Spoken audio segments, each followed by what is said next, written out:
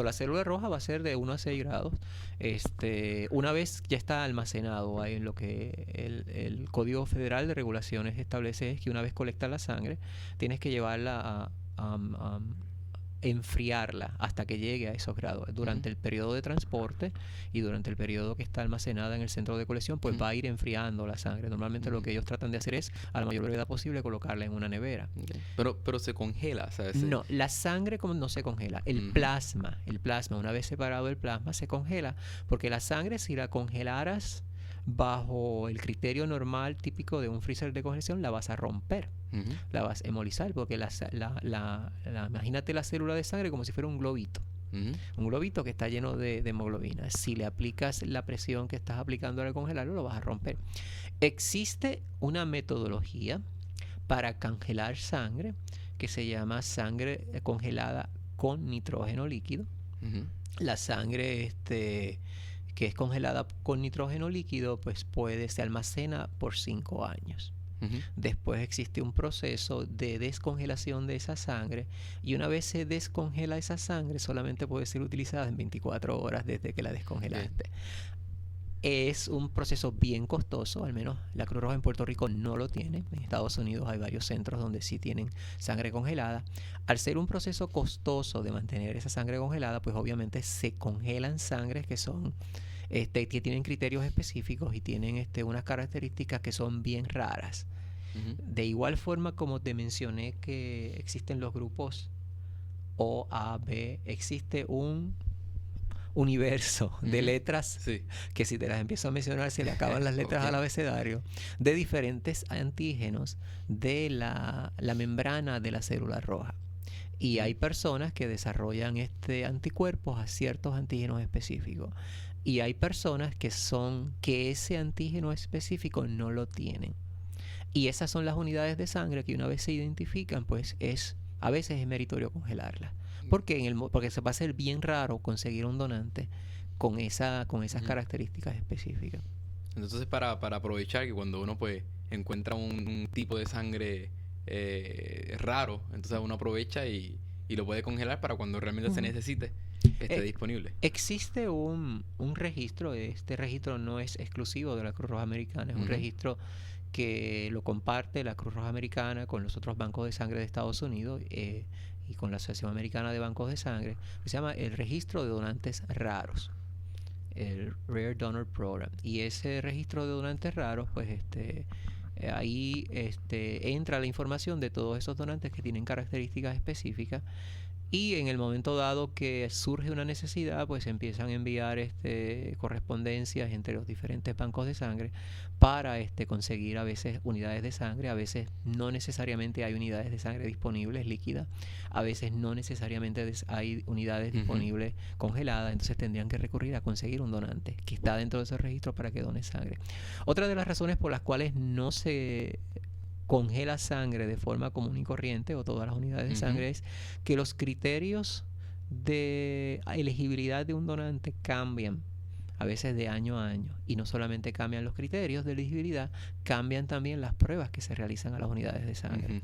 Y tener una unidad de sangre congelada durante 5 años, y durante ese periodo de tiempo cambiaron los criterios de elegibilidad, pues entonces habría que tomar en consideración ciertos aspectos, si se transfunde o no se transfunde la unidad. Entonces, para tener una idea de cuando una persona que quiere donar sangre entra a una de estas actividades,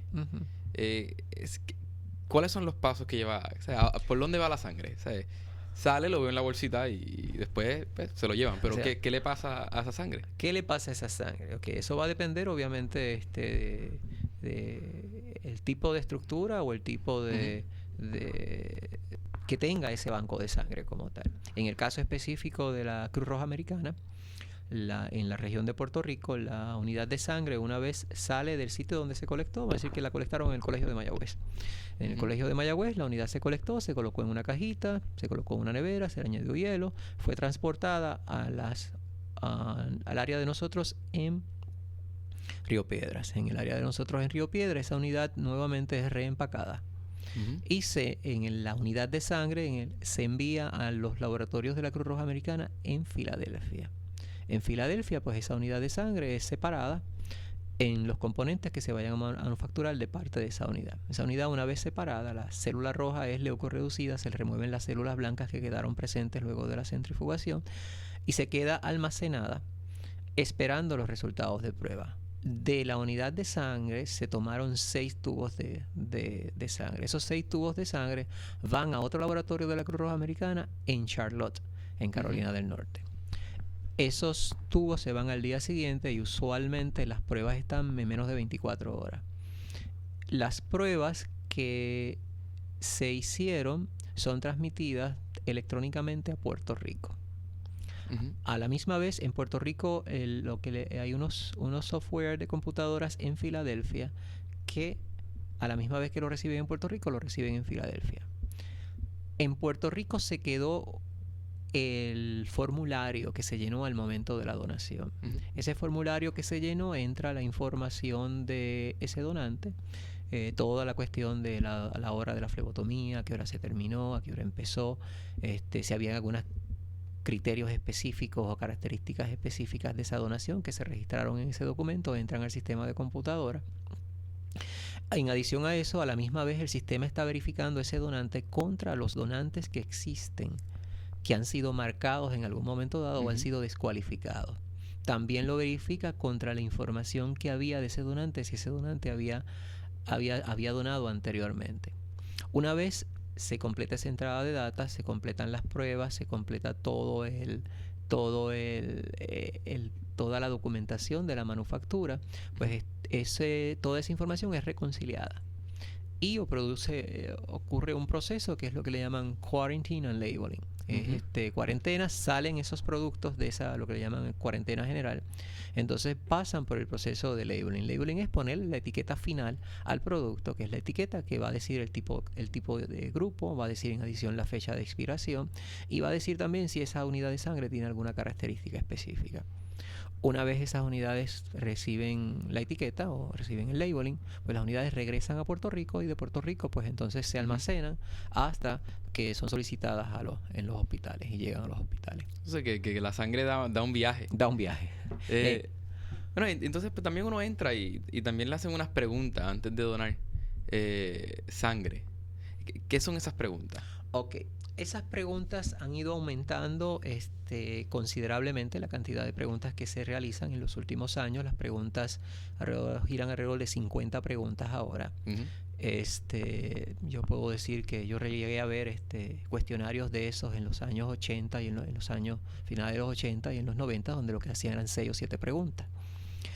Las preguntas lo que pretenden hacer es descualificar a cualquier donante que haya estado expuesto a alguna potencial o posibilidad de transmitir de alguna enfermedad que sea transmitida por la sangre. Hay otras preguntas que están enfocadas también en la salud del donante, en que el donante haga su análisis de su condición de salud y que no haya riesgo para el mismo donante al realizar la donación de sangre.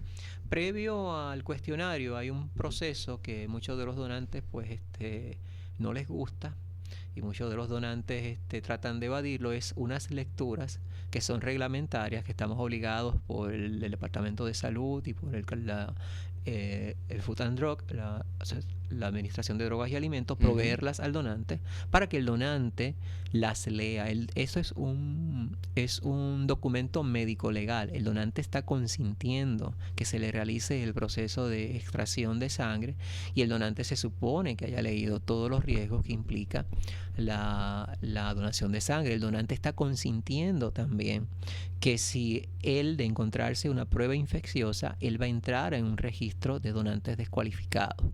Toda la información va a ser mantenida de forma confidencial. El donante de recibir una prueba positiva va a ser notificado de forma confidencial. Pero el donante al firmar está consintiendo de que ese proceso va a ocurrir. Hay preguntas que van enfocadas simplemente, como te digo, en descualificar donantes que tuvieron algún tipo de exposición a los virus de HIV, al virus de hepatitis, que tuvieron algún tipo de exposición a lo que se llama CGAD, que es la enfermedad, un virus parecido al virus de las vacas locas, que